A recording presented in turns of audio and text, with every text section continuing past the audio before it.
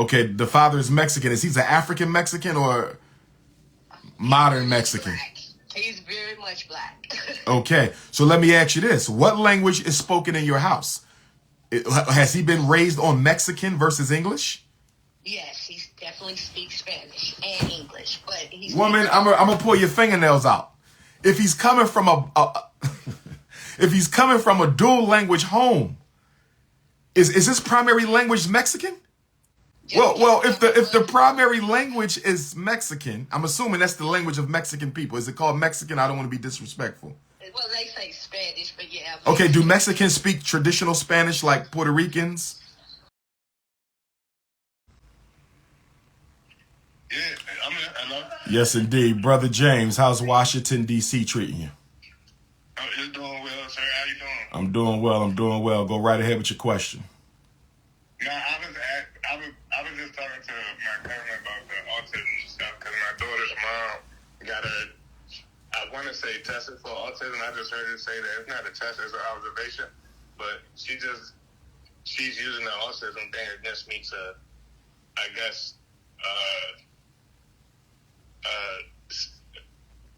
be around her. I guess like it's an issue now because she got autism. I don't know, but I just wanted to know about it. Like since you said it's not a what you say, a test. How old is your daughter? She's 11 actually. Your daughter's 11. And your mother, are you saying she already had her evaluated for autism, or she's? She said she did. She said she did. Okay, so where is your copy? Where is your copy of your daughter's evaluation? Where is the psychological evaluation that determined your daughter has autism? Where is that evaluation? Oh, well, I'm gonna ask her about it and find out. Well, what you should do is find out where she got evaluated and get a copy directly from the place where she got evaluated. I'm assuming your parental rights have not been terminated, so that means you have a right to get all the paperwork that the mother has from the place the mother got it from. So if your daughter's mother is running around doing things behind your back regarding your child, then you're going to have to go to family court and get the judge to issue a statement that clarifies that you have shared legal custody, which means educational and medical decisions need to be made by both parents together, not one or the other. So you might have to get a letter from family court and make sure that that goes to all the agencies and schools that service your children so the mother can't play games. Now, why? Okay, she's telling you that she was already evaluated and classified. Is that correct? Right. Okay. So you don't agree? I don't agree because I really just think she's shy, and because I seen her openly talking to her friends, but I just think she's shy. I was shy when I was a kid, so you know what I'm saying. I just think she's shy. Well, 11 years old, she's definitely old enough to get evaluated for it, but I would presume that if she really had autism, that would have been discovered before the age of 11. I would think around 7, 8, 9. 11 still ain't too late, but you know, here's the question though. Here's the real big question when you're talking about autism and school. Okay, the question that has to be answered when you're dealing with autism in school: does the autism cause learning challenges for your daughter in the regular classroom? If her autism does not affect her learning, then she should not be in special ed. Do you know if she's in special ed or not? No, she's actually in advanced classes. She's a straight A student, honor roll student. Okay, so autism is not okay. So special ed is not an issue. So what was the mother's purpose for getting her tested then? What was the purpose?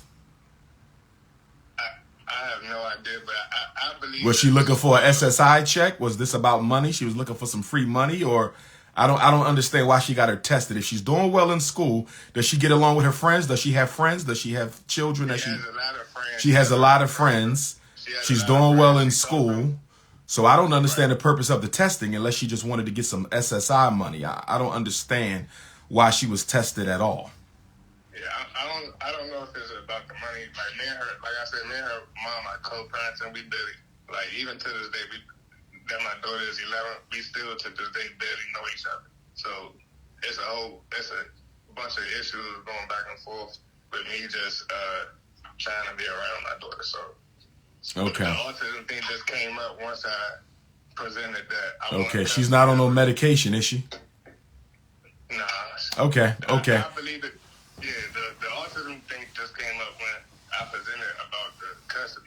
I told her, like, that I wanted to split custody. You can still split the custody, whether she has autism or not. She's not low functioning. Yeah.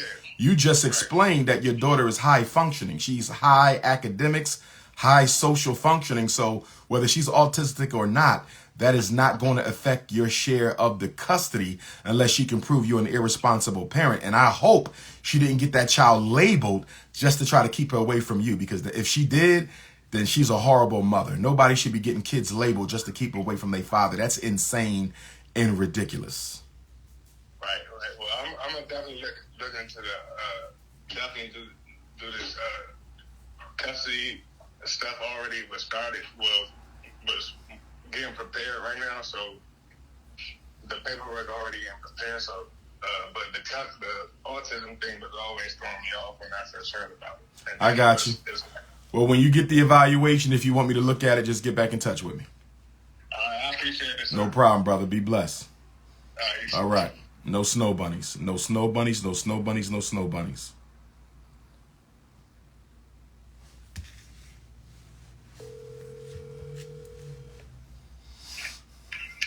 Hello. Good morning, Sister Tony. How you doing?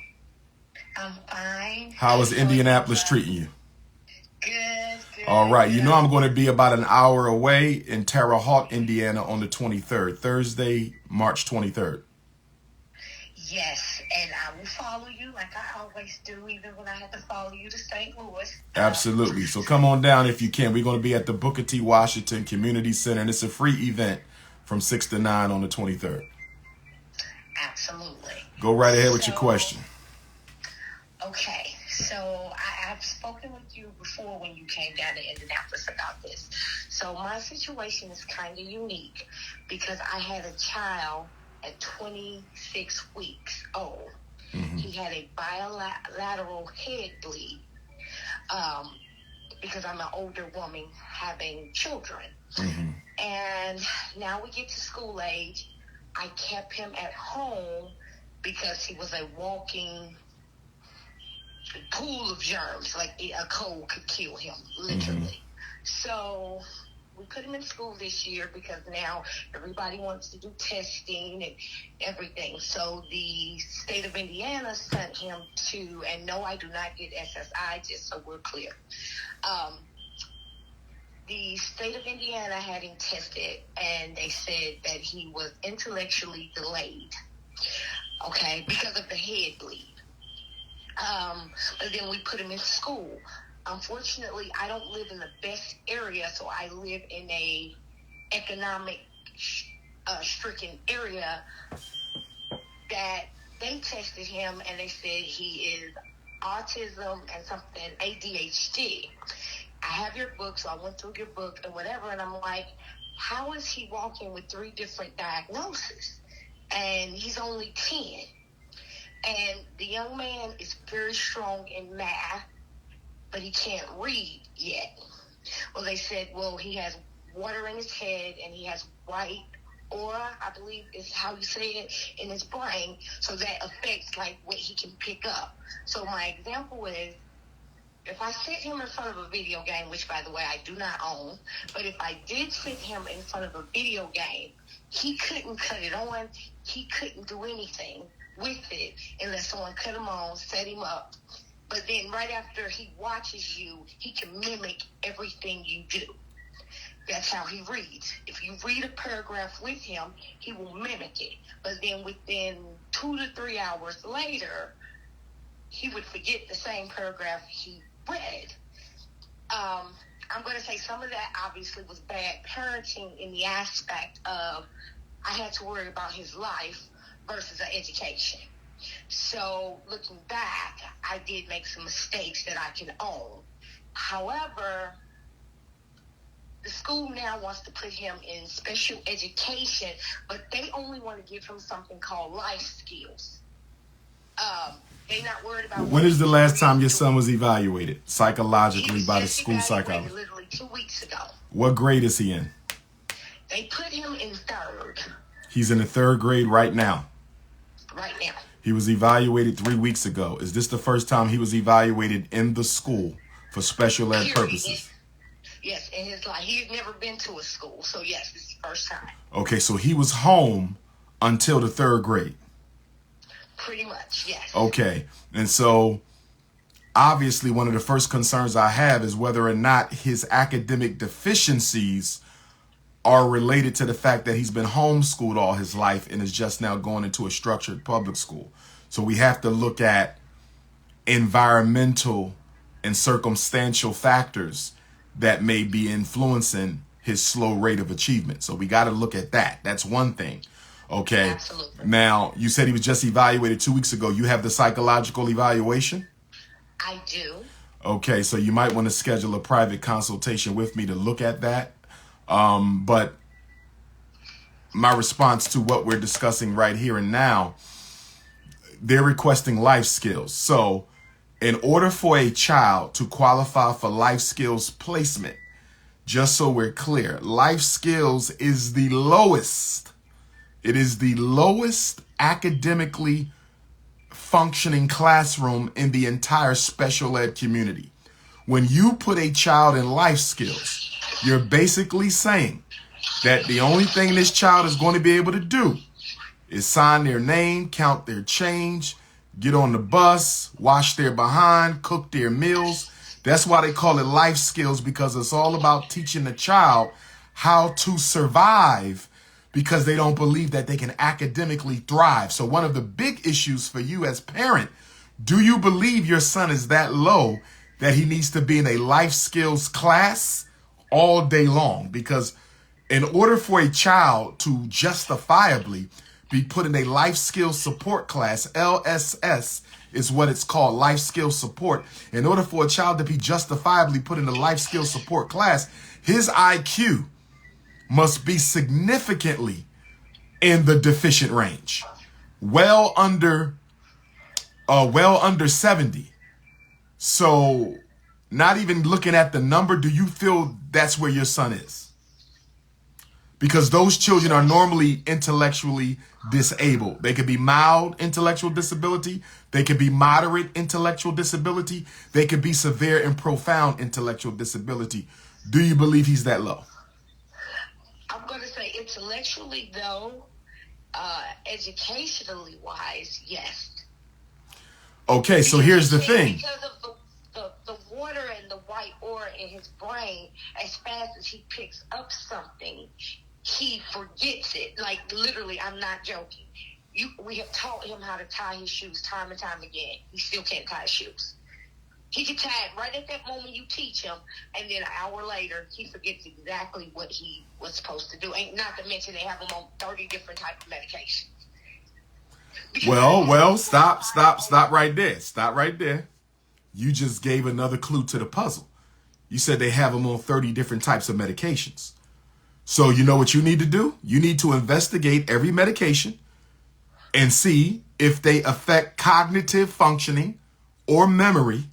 And I can almost guarantee you they do. But go ahead and look, because if he's taking a whole bunch of medications, that might be why he can't remember nothing. The side effects of the medications. So we got to make sure we're looking at this thing holistically for the young man. Okay. You feel where I'm coming from there? Yeah, absolutely. And then, like I said, some of it is definitely bad parenting, because I had to make a decision. Do I want to be educational mom, or do I want to make sure my son lives? Well, you need both. You need both. But what we have to get at, the bottom line hardcore decision for me as a certified school psychologist evaluating your child, the hardcore decision that must be made is, can this young man learn in a classroom other than life skills? Because that's the bottom of the bottom. When you see life skills, those children are nearly all intellectually disabled. Is he that low where all he can do is learn how to take care of himself on a daily basis? You know, how to catch the bus, how to wipe your backside, how to blow your nose, how to fill out a job application. That's what life skills is about. It's for the lowest functioning children.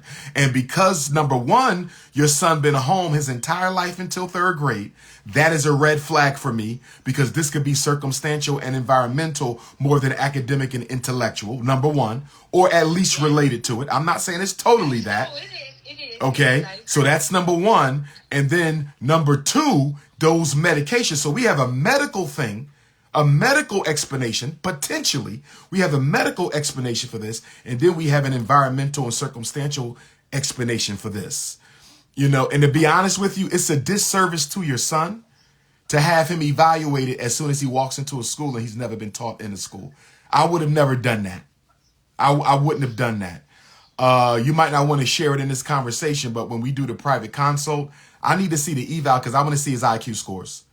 In order for us to really go any further, Queen, I need to see what IQ test they gave him, what his IQ scores were, what his academic scores were. I need to see them scores to see if I believe he's that low where he has to go into a life skills classroom as a 3rd grader. Because once you put him in life skills, he's not coming out because there's very little academics in life skills. That's why they call it life skills. Learning support is where the learning disabled children receive their special ed. Learning support, that's LS. But LSS is life skill support, and that's where intellectually disabled children get their support. Got it. Well, I didn't sign anything because, like I said, I read your book. I didn't sign anything. I told them I had to think about it, and that's, you know, that's where we are right now. I think the medications might be freezing I think the medications is messing your son up intellectually. You today, what you should do, you should take every pill and Google the side effects for every pill and come up with a comprehensive list of side effects, because you might got 3 or 4 pills that are all causing cognitive problems, all causing memory problems. And then we got to have a conversation with the pediatrician, because if this stuff is messing with my son's ability to function intellectually, he'll never be able to learn. Like, do he absolutely need these pills? I got it. I totally get it, because his dad is wanting to send him to his country. Well, what country is that? It's Oaxaca, Mexico. Okay, the father is Mexican. Is he an African Mexican or modern Mexican? Black. He's very much black. Okay, so let me ask you this. What language is spoken in your house? Has he been raised on Mexican versus English? Yes, he definitely speaks Spanish and English, but he's... Woman, I'm gonna pull your fingernails out. If he's coming from if he's coming from a dual language home, is his primary language Mexican? Yes, because lately we've been trying to get them to speak more Spanish. Well, if the primary language is Mexican, I'm assuming that's the language of Mexican people. Is it called Mexican? I don't want to be disrespectful. Well, they say Spanish, but yeah. Okay, do Mexicans speak traditional Spanish like Puerto Ricans? No, I think personally, now that I have went to school for Spanish, they speak a bastard down version, more like... But they do speak Spanish, so there's no such thing as Mexican. There's no Mexican language, is that correct? That is correct. Okay, they speak Spanish. Thank you for educating me. Now, if your son is speaking Spanish, first of all, this was a big piece of the puzzle that you left out. Okay, if Spanish is being spoken in a home, that would also explain why he can't learn nothing in school, because if they're instructing him in English and his native language is Spanish, he can't learn. So that would mean he should be getting ESOL, English as a second language. He should be an ESOL student. So you have to have a conversation with the school about your son getting an ESOL evaluation, ESOL, English as a second language, ESOL. ESOL. They offered it.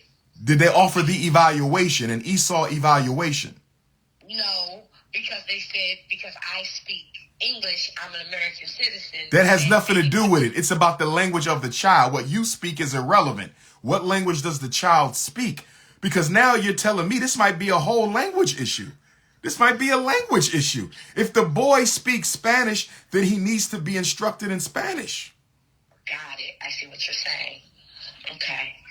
There's federal laws that say children have to be instructed in their native language or they have to be taught English. It's got to be one or the other. Either they're going to put him in a Spanish immersion school where he's taught in Spanish, or they got to put him in an ESOL program where he will be taught English.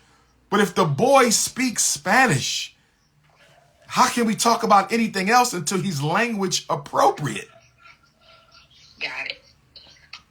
I totally get it. I see what you're saying.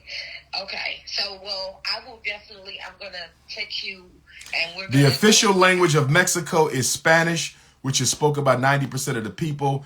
Indian languages of the Aztecs and Mayans and other tribes are still spoken throughout the country. Originally, there may have been more than 200 roots of native languages. Okay, so they do speak Spanish. Okay, so yes, I got a question for you. Is there a reason why you guys were not teaching him both English and Mexican at home? Why wasn't he speaking both? Okay, so we did, so that we wouldn't have to pay for babysitters or what have you. I would work day shift because I'm HR, and his dad would work nights because he owns a restaurant. So what we would do is he would have them in the day and I'd have them at night. So he did get English, but he got more because obviously my hours are longer. When you're the boss, you can work when you want to work. So he would get more Spanish than English, and so what he would end up doing is, Camila, mama. So he would speak what we like to joke and call it Spanglish. And so he would speak English and Spanish starting out, but he didn't even start speaking until he was 3 years old. Okay. So that, and I live next door to Arabics. They have the same problem. People in biracial homes tend to, especially when two different languages are spoken, their linguistics is a little off. But they also, what they say is, they are also smarter because they have to learn two languages at the same time. Well, a child learning two languages at the same time is a good thing, okay? Those children tend to end up being intellectually more advanced than others, believe it or not. So I'm not against the fact that he was speaking Spanish and English at home. It just seems like we didn't do a good job of completely teaching him both or either. You follow me? It wasn't the fact that it was two languages, is that he really didn't get sufficient basic instruction in either English or Spanish. That's true. Okay. And like I said, that's why I started off. I see a lot of errors because I have a set of adult kids. One's a doctor, one's in the military, and one's a nurse. So I just didn't, you know what I'm saying? As a parent, I'm sure you, being a school psychologist, have learned that sometimes you put what you think is important first. And so his health was I got you. more important. I got you. And We were so focused on the health that the academics suffered. Absolutely. So I don't blame you for that. I don't blame you for that because at the end of the day, we want to make sure he's going to be alive. Now, what I will say is, which is weird, and then I'll let you go to your next caller. He knows so much. Like he can tell you, like he got in trouble for telling them on Martin Luther King Day how they killed his mom and his brother. So like there's things that he can pick up. So his black consciousness is so on point. But if you ask him to read what he just did or write what he just did, he can't do it. But he can engage you in an intellectual conversation in either English and Spanish. It's just when it's time to do the academic part, he cannot do it. And I don't know, and I'm lost. But I'm definitely going to schedule something private with you before I sign these papers. And I am definitely wanting to point out the school has kind of been mean and nasty. Once I didn't sign the papers right away, not that I can't. Once you didn't sign what papers? The IEP papers. You have to sign papers. Me and Dave you signed permission to evaluate for him to get tested in the first place because he doesn't get tested without you giving him permission. So you signed permission for him to get the evaluation. So that means the evaluation came back with what disability? What did they determine he has? The school said autism and ADHD. Schools don't evaluate for ADHD. ADHD is an outside diagnosis. You can't get that inside of a school. That's what they put on his paper. Well, that's illegal. No school can diagnose a kid with ADHD. Is a clinical. That is a clinical diagnosis. It is not a special education disability. Okay, side note, this is something that I did where I dropped the ball. I went in too honest. I took the state test to the people before I ever even had him evaluated. Exactly. So you made them aware that he was diagnosed on the outside with ADHD. That's what happened. Why was he tested for ADHD at all? ADHD is the least of his concerns. The neurologist just suggested that she wanted to see how much damage the white mass and the water in his head caused. And that's what started to trickle down. But ADHD is diagnosed through observation. There's no tests for ADHD. Like autism, even though we call it an evaluation, the ultimate determination is made through observation. Autism, ADHD, conduct disorder, emotional disturbances. These are behavioral disorders. You have to observe them. You feel me? You have to see them with the naked eye. So the neurologist, there's no test that's going to tell the neurologist your son has ADHD. The neurologist has to make that call with the naked eye. And if the neurologist isn't around your son at home or in the school, how would they know if he was ADHD or not? I just think that diagnosis was unnecessary. Because all they're going to give him for that is more drugs. All he's going to get with that is more drugs. He's taking enough drugs. On one of those psychedelic, the stuff that they put the kids that they're going to give him Ritalin or Adderall or Concerta or Metadate. And if he's already taken 30 drugs, what do he need ADHD for? And that's why Dad is like, we just need to move to Mexico because they don't do that. Okay, what is the quality of schools in Mexico? I mean, maybe he do need to go with his dad. I've never been to Mexico. Too many black people die in Mexico, so I don't think I'm going to Mexico. But is their school system better than the one here? No, but they don't. It's one of those things where it's like 13 kids in a class. You go to school for like 6 hours a day, but you also learn like agricultural. You learn music. You learn, how to play it, how to read it, how to write. Well, I'm going to tell you like this. If he's going to learn how to be a farmer at a school in Mexico, I think I send him to Mexico. Because if he is in fact behind, and I'm not certain he is, because a lot of this sounds like he just ain't been taught all this time. That's what it really looks like to me. But if there's a true issue there with his intellectual ability, I would rather he be in Mexico learning how to be a farmer because he can open up his own business as a farmer. So if that's definitely something that will come out of him going to school in Mexico, plus the added psychosocial advantage of being with his father, I think I send him to Mexico. But I wouldn't send him to Mexico just to try to get out of him being properly educated because he's still got to be taught how to read. Are they going to teach him how to read in Mexico? I see what you're saying. And probably not to the best of American education, no. So, yeah, I got you. I totally get it. Totally. So, what I'm going to do, I'm going to schedule a private conference with you. I'm going to send you this information. We'll go from there because at this point, I'm a little taken aback. However, I know that I have to do some work that I did not do in the beginning. So, No problem. There's that. Well, keep me posted, Queen, and I pray all works well, and I'm just a phone call away.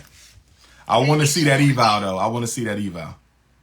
Sounds good. Thank you. No problem. Bye-bye. All right.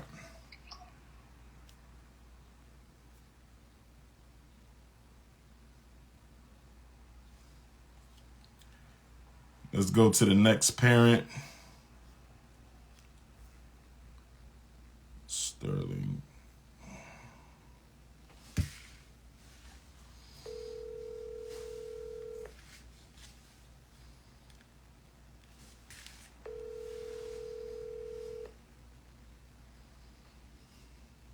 Hello? Brother Sterling, how is Chicago treating you, my brother? Chicago's doing me well. Okay, go right ahead with your question. All right, so I have a twin boy. He's male. And Your voice a little low, Brother Sterling. You on speaker? If you are, you got to take me off. Okay, I'll get off speaker. So I have a twin boy. One of them's performing pretty well. The other one, he was proposed for an IEP by a public school here in Chicago. Right. And he has some issues with writing, reading. He does pretty decently in math, but still a little underperforming in most of his subjects. My concern is dygraphia, possibly. What grade is he in? He's in first grade. He's in the first grade, 6 years old. I've never saw your son, but I'm not looking at no math disability for no 6-year-old first grader. I'm almost willing to bet that this is an issue of low focus, low attention, not enough practice at home, and possibly poor instruction in the classroom. And also, he may have gotten a poor preschool and kindergarten academic foundation. I ain't looking at no learning disability. 6 years old. You said first grade or kindergarten? He's in first grade. First grade. Nah, bro. Nah. More practice. More practice. Okay. That's what I've been doing. I've been trying to be more hands-on when he comes home from school and write lines with him. He's a real good drawer. He draws really beautiful drawings, but when we ask him to describe those drawings with a sentence, he has a lot of struggle with that. Okay. Yeah, man. We can't be quick to jump to these labels. The labels are not solutions. The labels are not solutions. Your son is too young for a conversation about some math disability. No. Practice. Practice, practice, practice. You might even want to get him a tutor. Find you a high-achieving high school student out there who can do some tutoring for your son. 2-3 days a week for only an hour. It don't take much. But math disability in the first grade? Nah. Maybe a lazy disability in the first grade, but it ain't no math disability. Make that boy practice, man. More practice at home. Okay. You feel me? I agree. School to prison pipeline is real, my brother. School to prison pipeline is real.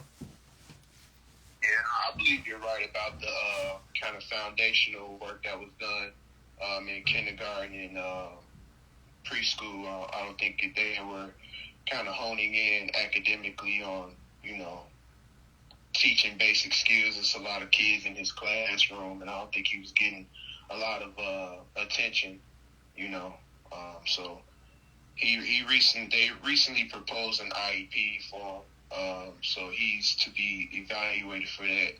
Whoa. You signed permission for him to get tested for special ed? Yeah, unfortunately, we did. Okay, if I was you, I would rescind that request. I would rescind it. All you have to do is write a letter to the principal. I am rescinding. This is an official notice that I hereby rescind my permission to have my son evaluated for special education. On second thought, his mother and I are going to work with him at home, and we're going to hire him a tutor to work with him and see how he does between now and the start of next year. We are no longer interested in considering special ed for our son. Please discontinue all testing and other psychological measures at this time. Our decision is final. Thank you very much. I would rescind that. I'm not letting them evaluate my first grader for no special ed. Okay, understood. You feel me? Yes, sir. You got my number. Keep me posted if you need to reach me. Okay, I will. Okay, bro. Be safe. Brothers and sisters. Brothers and sisters. We have to stop acting like a community of slaves. We have to stop acting like a community of slaves. We got kindergarten, first grade for learning disabilities. Kindergarten and first grade for learning. No. Get rid of the television. Get rid of the iPad. Get rid of the video games. Get rid of the toys. Put them at that table and make them do work. They're trying to turn our children into a permanent underclass, and we are helping them do it. Stop with this special ed madness. Stop with this special ed lynching.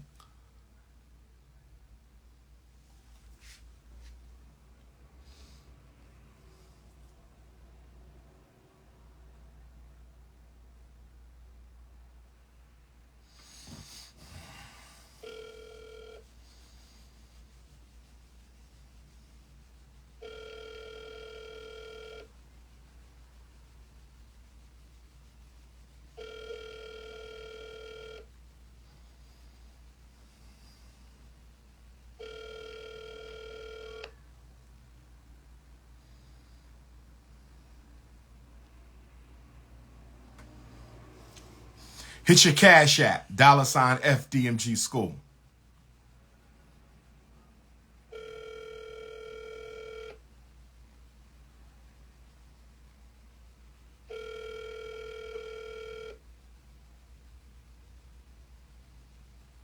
If you got a question, 215-989-9858. Text your first name and your city. Text your first name and your city, 215-989-9858. Text your first name and your city.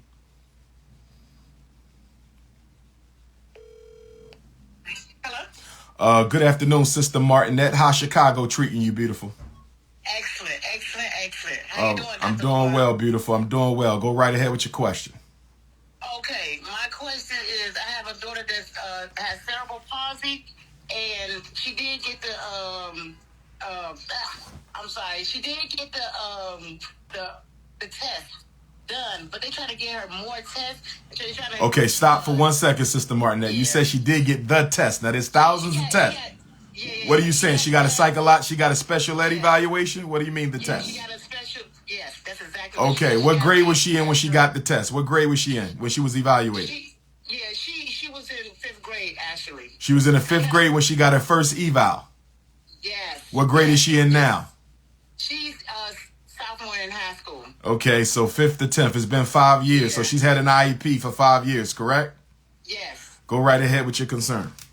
Okay, my concern is if they try to put her on more and more medicine, and I really do not want that for her. I want to, get her off that medicine because they got 2 different medicines that does the same to me. So. Okay, then you need to have a conversation with the doctor about taking her off those meds, because what we do know is this. I'm not a medical doctor. I'm a psychology doctor. But what we do know is this. Black children are more likely to be over-medicated than any other child in this country. So there is a tendency to over-medicate our kids. I see it all the time with the behavioral drugs. You see, so your sentiment may be true that your daughter is taking too many drugs. She only needs what is absolutely necessary. Now, let me ask you this. What is the purpose of the medicines that she is taking? So, for example, when they give autistic kids medicine, they're giving them medicine to try to control behavior because autism doesn't have no cure. Cerebral palsy has no cure either. So what is the purpose of those meds? Those meds are supposed to be doing what for your daughter?